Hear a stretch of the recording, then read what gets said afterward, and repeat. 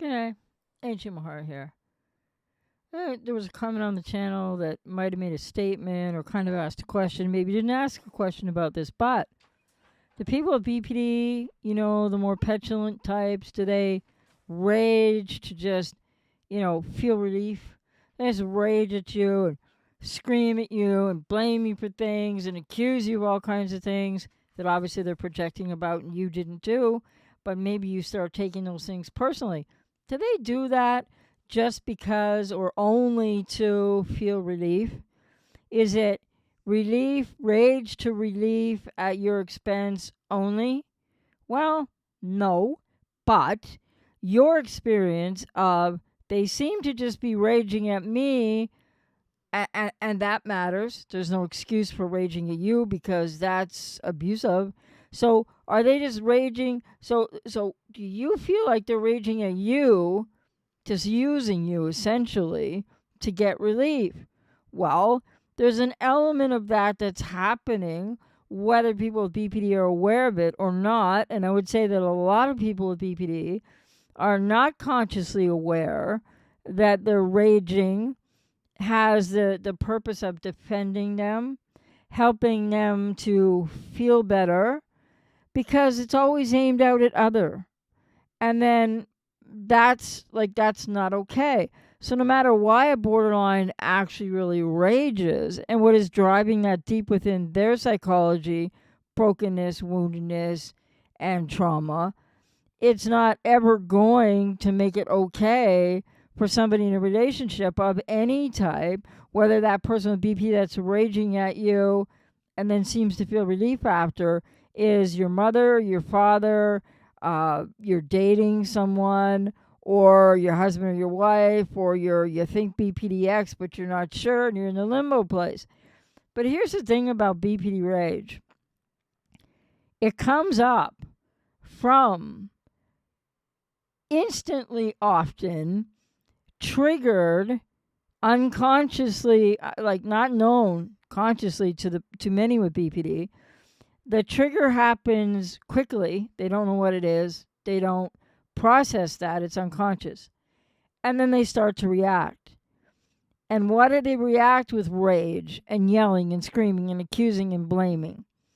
It's a repetition compulsion cycle. It's not justifiable in adulthood, nor is there an excuse for this really poor, horrible behavior toward you.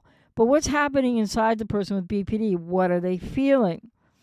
They're feeling extreme emotional dysregulation, which is not your responsibility, not your fault, no matter if you said this or said that or didn't say this or didn't do that. Because truthfully, honestly, as somebody who recovered from BPD almost 40 years ago, yeah, I know what they say out there. It's impossible. Spare me all that crap, okay? Bottom line is, I'm telling the truth. I didn't cure myself of BPD like it says on Reddit, some troll of mine. No, I've never said that. I healed and recovered through 15 years worth of hard work in the best therapy that I could have ever found, on and off, and then in a group therapy setting where I was an outpatient, 5 hours a day, 5 days a week, and a lot of blood and sweat and tears, agony and fears. But here's the thing. So I know from the inside out, I don't know if I had 5 traits of BPD because I was not properly assessed. They just looked at me and went, "You have BPD, get out of here," in 1974, like way back in the dark ages, just after the other dark ages. But here's the thing. So I did have the core of the trauma of why people have BPD. So I had at least 4 strong traits. Did I tip into the 5th one? I don't know. I was never assessed properly, but I definitely didn't have a whole lot of the other stuff going on with it. But I had the core stuff.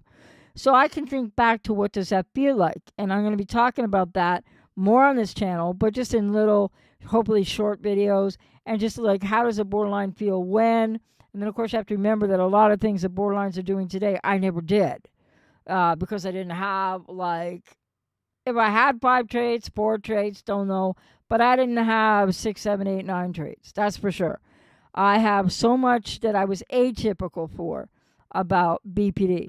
So I'll just throw that in. I don't have an addictive personality. I never had substance abuse. I don't even drink because my parents were alcoholics. Uh, I never cheated on anybody, another monkey branch from anybody. I never ghosted anybody, discarded anybody, any of that nonsense. When I was in a relationship for 10 years of my healing and recovery from BPD and also going to university and etc., when it came time and I found myself and I was getting much better and I was almost recovered, I broke up with that person. I was responsible. I let them tell me, what they felt. I had remorse for what I had done in that relationship, though they were a quiet borderline who didn't take any responsibility, but that's okay. So I took responsibility. And I was never wanting to unalive myself, and I didn't take any psych meds through the whole process. So there's a lot of things, and what people are doing today with BPD, which is just continuing to kind of morph. Um, and I was somebody who had, when I had those core traits of BPD, those really hard core common traits that are like the most difficult things to heal from, whether you have the others or not. I would take responsibility pretty quickly after. Now, let me just say that when I was doing that, when I was like 17, 18, and in my early 20s and through my 20s, before I recovered, I wasn't doing it to the level that I thought I was doing it, right? But I'd have remorse. I could feel empathy.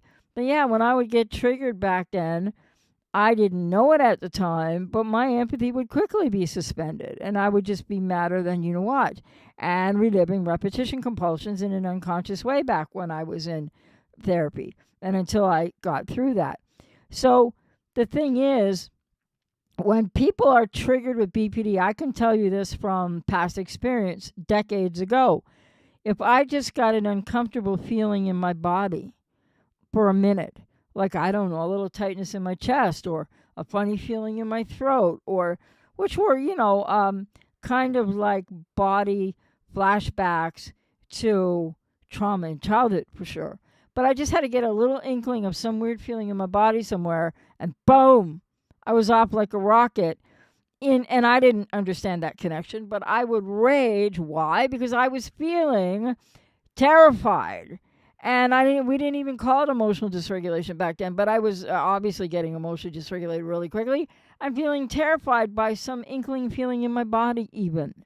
So that has nothing to do, well, it had a lot to do with, two cluster B parents who were alcoholics and a lot of sexual abuse, etc., but it didn't have anything to do with the here and now moments of that in my, adolescence. I started therapy when I was 15. So from 15 to 30 in that whole process of the recovery. But here's the thing. I didn't, for a lot of that time, I didn't know. But a person with BPD will feel incredible distress that is totally emotionally dysregulating, that the antidote unconsciously, the only sort of like repetition compulsion response that they can give is to start yelling and screaming and defending, and they split and they rage, and it's not conscious. Maybe people start to learn with BPD they're doing this, but they don't know why, or they don't really understand what you're talking about. And a lot of people, if they've had no treatment, they think there's nothing wrong with it. What's your problem? Because it's their level of distress and fear of annihilation that just a tweak of something that feels weird in the body will set it all off. Or maybe you said something, but you're not responsible for the trigger of the person with BPD. Maybe you just said something, and then they were quickly reminded of something that someone else said to them that might have been similar, but way different in tone, and at a time when they were a young child and they couldn't defend themselves, and it wasn't anything like what you said in here now. Guess what? They just rage. It comes out of a split. It all comes up at once. It could be anything. And it's not other people's fault when this happens to people with BPD. So I just remember the times when lots of times, I didn't know at the time, but when I would be raging, as I learned to unlearn that, I would learn in the process of therapy that it was really sometimes an inkling feeling, or like a body memory from, SA and etc., that I didn't know about that consciously at the time. And so I'd feel something weird, and all of a sudden I didn't feel safe. I would split. I would be like angry as get out of here at somebody, and it would have nothing to do with the here and now of then, which I would learn in therapy. But until people go to therapy and a lot of treatment, they're not going to learn this. And so when borderlines are raging and they're splitting in the rage, are they doing it just to get relief? Well, not consciously, but it is the only way that they know how to, in a maladaptive way, cope with feeling like they're getting annihilated by perhaps a funny feeling in the chest or throat, or getting annihilated by something that they're triggered by. Doesn't matter if you didn't say this or you said that. It's just, it triggers something that's already in them. So then what happens at the end of a rage? Because this commenter said, there's a rage and then the sigh of relief. Well, no, it's really more complicated than that too. People with BPD, when they get to splitting and what's going on inside that they're usually not aware of unless a lot of therapy and or recovery, then, but because I've been recovered for almost 4 years and I do not split. I do not have any of that stuff going on because it got healed. Okay, I first had to learn to lay it down in that process and open up to the feeling and experiencing of it, learning how to cope with it, then knowing and understanding what was it, the many facets of many its, so to speak. And then you learn new ways to cope. That's what therapy can really help people do, especially in transference-focused psychotherapy for people with BPD. So are they just doing it to get relief? Well, not consciously. Not only, but that is a large driving force. But what they're trying to get relief from is what's internally happening to them that isn't anybody in their immediate environment here and now, unless they're still being abused by a cluster B parent or something. It's not, if you're somebody in a relationship with them and you likely have codependency and you said you don't know. No, they're triggered to that rage, which is going to reestablish at some point kind of like a base, coming back to not really emotional regulation, but a base place of obviously calmer emotion, which is going to have the effect of the person with BPD who raged, etc., feeling somewhat relieved, but none of that it's not all conscious. Like I can remember way back when I would rage and then, like I didn't understand, but I'm explaining what I learned. And then after, I can recall way back even realizing that I felt better than I felt before I raged, but I didn't really understand the connectors. But when I felt better, and what's really true about that, when a person with BPD is triggered and then raging at you, and that is using you. It is using you because you don't deserve any of that, but they aren't always consciously doing it on purpose. But still, it's not something you should accept or stay in a relationship to have that happen to you more, because people with BPD in that state and rage and what triggered it and what's going on really inside of them and back to the past and the repetition, compulsion, reenactment of this super defensiveness in childhood that helps people with BPD survive their childhoods. Well, it's maladaptive in adulthood. And so the fact that I know when I was like way, way younger, when I was like living with my cluster B parents and the scapegoat and going through all kinds of, And then when I started therapy at 15, and then when I was, 17 and going to university and still in therapy, and then in therapy through my 20s. Although by about 23, 24, I'm starting to learn a lot more. A lot is changing. But the point is, I had no idea back then that my calming down or going from terror and unreal distress that I felt inside, which I was feeling from something from the past, not knowing that, to then feeling better. And the key thing about that is, and I know I experienced this many years, decades ago, is that, and then when that happens to you, when it happens to somebody with BPD, when they've gone all through whatever that rage was, whatever you've experienced, whatever you've been put through now, which is not okay, no excuse for that, then I can recall even when I did that, in my teens and 20s, or half my 20s or whatever, I didn't have any thought about other. If I just yelled and raged and screamed and accused and blamed somebody about something, because he just didn't know where the feelings were coming from, but it doesn't make it okay. I actually, way back then too, had no clue that how somebody else would feel receiving that from me. In other words, me dumping it onto them. I had no idea. This is the core of BPD for people who are not yet treated, and I was in treatment way back, but I hadn't healed it yet. Was when I felt better after a rage. Yeah, I remember looking at my partner going, like, there was a bit of difficulty for them, or more, and I didn't realize what had happened for the other person at all. And so then I would hear things about it, and then because I didn't understand, I'm not justifying, just explaining.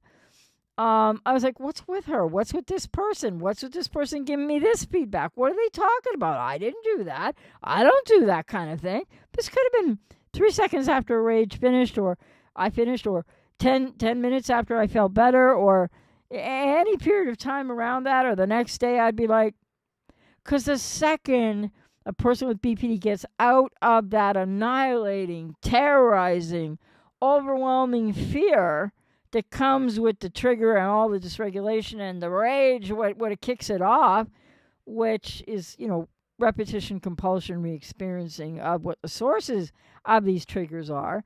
Then once you get to that relief period, as I know when I was way younger and many decades ago, and had at least 4 strong traits of BPD and went for 15 years therapy to recover from that, I had no idea back then that I'd affected anybody. That was one of the most painful and difficult things to learn in therapy decades ago about my effect, or anybody really with BPD would have to go through this, but my effect on other people, because I never intended that. And when I really learned that, I was shocked, horrified, and worked harder to change so that would stop happening. But so people with BPD are usually not aware of what you are going through while they're doing the repetition, compulsion, whatever they're doing, why ever they're doing it, and how it's driven, and raging, etc. And maybe even more than just raging. It really is, and I can say this from my own personal experience a long time ago, you got to own it, and you got to learn it, and you can never change its lens. People with BPD raging are using you. So you might say they're using you in a way where they don't see you, they don't care about you, they're not even aware that you are experiencing anything, because it's all about what they're going through. They're totally overwhelmed by it. Still not a good excuse, is it, to treat anybody like that?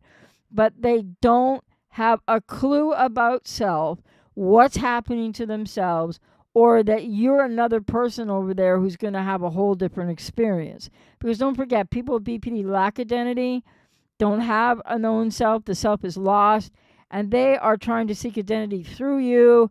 So when they're raging at you, they're actually using you, and in a way, it is using you to try to regulate themselves, but it's not anything healthy, it's not anything that makes sense, and it's not okay. And it's just another aspect of a video. You might want to check out the video I did, Borderlines Don't Love You, They Use You, or just Borderlines Use You, because this is a great example of that. So yes, a borderline after rage, etc., might let out a sigh of relief, or feel more, I used to just feel better is what I recognized, but without any insight whatsoever to what you've just experienced. Because when somebody has BPD, there is that lack of self and the deficit, which sits at 0, of self-awareness, and therefore 0 awareness of how you're impacting other. So that's why so many of you, if you still want to invest in trying to rescue, fix, and change them, you got to get the heck out of these relationships, because these people, unless and until well, they say 8 to, I think, 10 to 15 to 16 to 20 years of therapy. I know how long it took me, and I didn't even have full-blown BPD. I didn't have all 9 traits, might have had 5, I don't know, didn't get assessed, but definitely had 4 core strong traits, which was kind of the epicenter of what BPD really is and why it is in people's lives. And yes, I healed and recovered fully. And no, I haven't experienced anything like that in almost 40 years. But I hope that helps you realize today that no matter how you're looking at it or what you're thinking about it, they are using you unconsciously, and they're going through some kind of suffering that you can't imagine, but it's never okay for that to be just shoved on somebody else. But see, people with BPD are doing all of this unconsciously, all knee-jerk, and because they experience you as object other, good parent, or good parent never had, or bad parent. So all that raging and everything and accusing, even though they might personalize it to you, is not about you at all. It's about usually their mother or their father or both. And so that's little consolation for you. But to why do borderlines rage and or what's going on, and then do they feel better after they finish? Yeah, they feel better. And they don't get at all how you're feeling. And that's why often they will just be like, all of a sudden, the rage ends. Maybe they sigh, they feel better, but they've been at battle and at war with something real internally, okay? And then they feel better and they're like, what's your problem? Because you might say something and they're like, what's your problem? Why don't we just go have dinner? Because they are, quote, okay momentarily or for that period of time after that, but they don't have any sense of how you've been hurt or affected or really wounded. And all the trying to tell them about it in the world, they're not going to get it. Till the only way I got it a long time ago was by being in therapy in a process where you have to open to that. And it feels like I remember that process. Felt like it was going to kill me every single time. And I really needed to be, it felt counterintuitive and like it was going to annihilate me to keep opening to these therapists and other people in the group when I was in the group therapy who would give me this feedback of how they felt and describe what I just did. And I mean, I didn't believe anybody. I didn't trust anybody. I thought they were all crazy back then. But when you hear it from enough people enough times and you stay open to it, and then you're being helped by a really, I had amazing therapists in group program. You're being helped by therapists that help you to learn and cope with the pain of what you're learning and cope with where it's really coming from in your life and all this feedback that you get. And that's a big part of how I went on to heal and recover and learn and unlearn all the primitive reactions of BPD and find myself and get a security of self, then understanding personal responsibility, then being able to enact personal responsibility, then being able to know that if I felt hurt or somebody said something to me or whatever the case, that, well, wait a minute, so-and-so said whatever. I learned how to process that. Now I don't. Now, like for the last almost 40 years of my life, it's just, it's just first nature now. But it took a while to make it first nature, from where I came from emotionally. But the thing is, so people with BPD, like I experienced way back now, and for like the last almost 40 years of my life, I learned in therapy, among like thousands of other things, that and grew into them.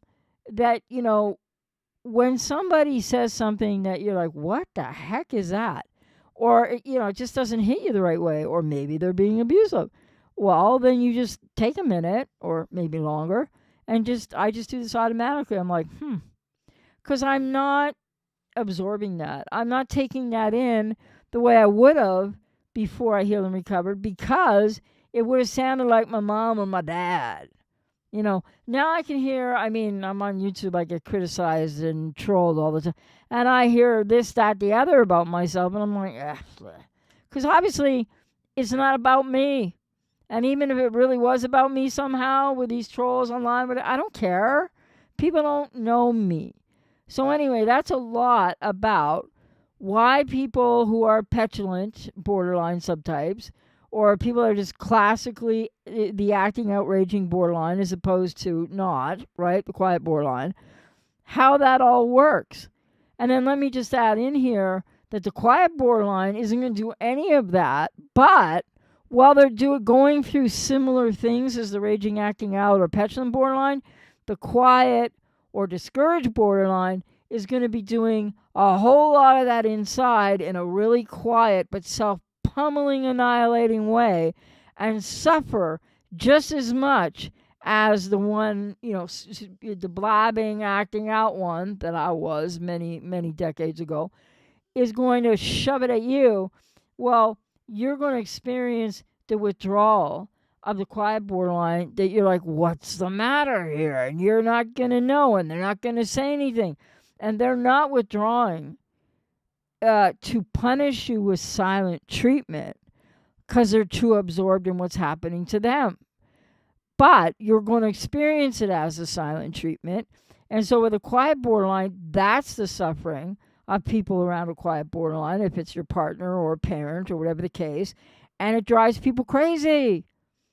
And that's something to do with codependency as well. But so the quiet borderline internalizing discouraged type isn't doing this to you on purpose either, because they don't have any sense of who you are, where you are, or what's happening to you any more than when they're quiet and withdrawing and you can't pull a word out of them, any more than the raging borderline who you can't get to stop screaming words at you, doesn't understand that you're separate from them, don't know who they are. So long story short, whether it's the quiet borderline or the petulant, so the discouraged borderline or the petulant borderline, the acting in or the acting out, you still are forgotten. You don't exist during these periods of their, quote, episodes, okay? And what they're experiencing inside.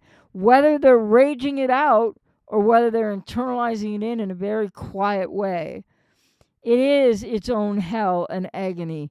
But what people with BPD, why they have to go get treatment, or you need to get out, because even if they're starting treatment, they're not going to save your relationship, because they are using and abusing you. And not necessarily on purpose, but that doesn't matter. You should not hang around somebody who's hurting you, not seeing you, not able to care about you, not able to talk about anything, just has these big reactions or the really quiet reactions, and you're like, what's going on now?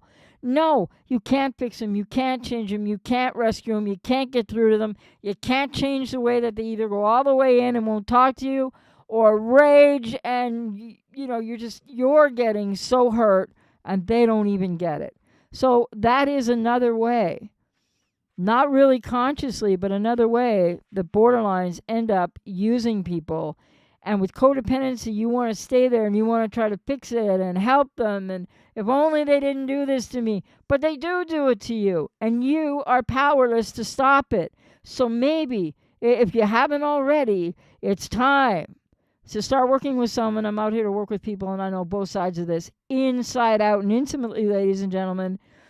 And I make no excuses for people with BPD, and I really, really like to help people with BPD when I can, but I really like to help people who are stuck in these trauma bonds, and you don't understand why, and you think that you have any power whatsoever to change what's going on for somebody with BPD, because you don't, and they don't, until they partner in therapy and start to open up. And I remember the struggle to open up and try to trust therapists. It didn't go well. It didn't go easy for quite a while. And I was oppositionally defiant. But these are not, brick walls in the life of people with BPD. If they would only get into the effective therapy and keep going.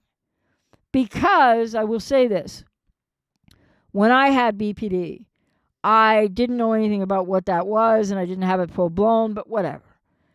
When I was in that state and place, I sought therapy at 15 because I knew so much was wrong. in my family system with my parents. I was a scapegoat. Probably couldn't have put it that way. But I just knew one thing, that I hurt like hell and I wanted that to change. And that I kind of didn't know who I was. I had a sense of that. I didn't know really what it meant. And I wanted to know who I was. And that goes back to my faith. And I am a Christian, but I'm not a fundamentalist. And I prayed to God, and there was just a strong sense of, God, help me to find out who I'm really supposed to be, because this isn't it. And I don't know how I knew that at the time. So I just can't stress it enough. And I'll share my experience anytime to try to help people. But then, of course, a lot of trolls come and go, you didn't heal, you can't recover. Oh, now she's saying she cured herself. No, but here's the other part. When you're with somebody with BPD, or maybe they're not even diagnosed yet, but they're probably diagnosable, they are at the absolute ground zero of it all. And in my life experience with friends, I had a partner during a lot of this nonsense, and it turned out that she was a quiet borderline. She had her own issues, and she wasn't doing any work on herself. But the bottom line was that,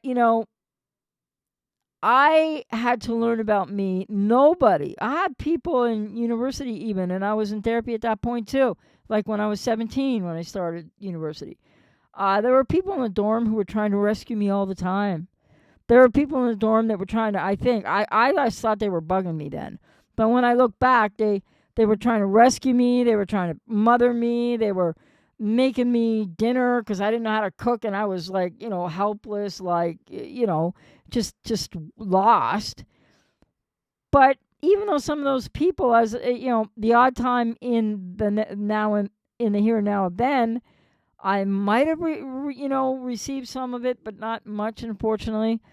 And then as I started to heal and recover, and of course when I get past into recovered, I look back and just the grief and the remorse and just the grief that you have to go through, and grieve for the way that so many people tried to help me, so many people tried to rescue me. And really the ones that were the most gentle, loving, caring, these were all friends, like, because I, would soon get into a relationship with somebody who wasn't like that. But of course I would be looking for somebody equally as unavailable as I was at the time emotionally. But the thing is, so all these friends of mine over time, and some remained friends, they backed away, and then we hooked up again after I recovered or when I was getting much better. And many friends I lost. The more giving they were, and a lot of them probably were really codependent, the more tender and caring that they actually, I can see in retrospect, were, the more threatened I was, the less I trusted them, the less I believed them, and the more that they would end up being punished with my rage. Because no good deed goes unpunished by people who aren't treated or in the middle of the treatment, as I was at one point there, or the beginning or the middle. Like, you have to admit your powerlessness, and you have to wrestle with, and I help many clients do this, if I resonate with you and you like to work with me, you have to realize your powerlessness to affect change, and that they aren't who you thought they were, and you're not getting that person you fell in love with back. And now what are you going to do? Well, you need to learn more about yourself, how you got there in the first place, which was through something unconscious from your past. And because everything felt great. So do borderlines feel relief after raging or silent treatment, where they're in a lot of pain and pummeling themselves, as a parent might have pummeled them in childhood, emotionally and or otherwise? Yeah, they do feel better. But it is when you're in the room getting yelled at or experiencing silent treatment, then it's at your expense. And they will go through this whether they're with you or not, yelling, screaming, raging, or being quiet. But that's why you need to go. That's why you need to walk. That's why you need to figure out, get into a healing recovery process. Like I said, out here to work with you, to resonate with me, to be able to break these betrayal bonds so that you aren't thinking somehow you can control, and I don't mean in an over-controlling way, but you really think you can help them and change them and fix them and then be their friend, and you're powerless to do that. Because I can tell you honestly, I would not have got to where I got by the time I was recovered by the age of 30. That was documented. I had more outgoing assessment and testing of where I was, that I'd healed and recovered, than I ever had assessment of the fact of, did I really have BPD or 4 strong traits and or some CPTSD. It's just, but the thing is, I got online saying I had BPD because I paid attention to a label. And I know a lot more about my history and my experience now, but I'm not walking back that I had at least 4 core strong traits of BPD. And I healed and recovered them in 15 years of hard work, tears, sweat, fear, feeling like I was going to be annihilated, but by always being open to the process and having excellent therapists and they helped find me, and then, just then reparenting when you find the lost inner child, like for people with BPD, and going through the whole thing. Recovery is so possible, but it is one MFing daunting process to stick with. And in my experience, what I knew, I was determined to find out who I really was. That had something to do with my faith and spirituality for me. I wanted to fulfill the purpose of the life that I was given, tragic birth and everything screwed up with BPD, NPD mother, but that I came to this planet, that I was born into all that mess, and but I wanted to fulfill the reason why maybe I was here. And but for the grace of God, I actually got out of that woman's womb, because that wasn't easy either. Obviously, it had nothing to do with me, but like the whole process was ridiculous. And nothing was working right, even then, before I even got here. So the point is, and all the work I've been doing since I got online almost 29 years ago is all, what's behind it, what's underneath it, it's all my gratitude to God for helping me through the daunting process that I set out with a little knowledge of, wanting to know who I was intended to be, who God wanted me to be, who I truly am, who is authentic me. And I've been living out of that authentic person for almost 40 years now. I know me, etc. And I'm here with passion on both sides and understanding and experience on both sides of having had those 4 strong traits and whatnot of BPD and doing all that work and coming to be a recovered person who isn't a cluster B anymore and not a traumatized individual anymore. And I cope with life, and I do the work I do, and I show up, and I'm a consistent human being, and I think about other people's feelings, all that stuff. And so there's no remnants of that left in my life a long time ago. But you have no business being there. You are powerless to help them or affect change or get the person that you thought they were back. And so you need to empower yourself by stop focusing on the borderline or the narcissist and start focusing on what's your responsibility. And yes, it's codependency. It can be CPTSD for people. It can be maybe PTSD from that relationship. But CPTSD has its onset in childhood, just like BPD and NPD. And so does codependency. So you need to radically accept some things that you might not want to hear right now to begin a healing journey that you open up to, that you commit to. And not everybody's going to be totally out of the life of the borderline just yet. But start today. What are you waiting for? You're being used. You're being abused. It's not love. And you can't do a damn thing about it.